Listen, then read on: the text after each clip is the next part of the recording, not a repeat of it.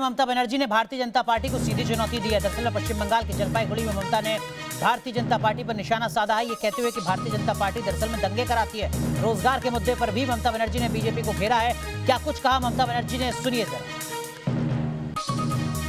2014 কি বলেছিল, 19এও বলেছে বছরে 2 কোটি ছেলে মেয়ের চাকরি দেব। সেই 2 কোটি 2 লক্ষ দিয়েছেন? আপনি যে বাংলায় বলছেন ফর্ম ফিল আপ করো, কিসের ফর্ম?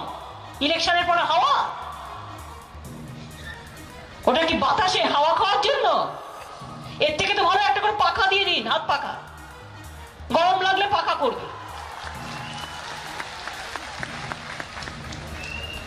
কি বলেছিল মনে নেই?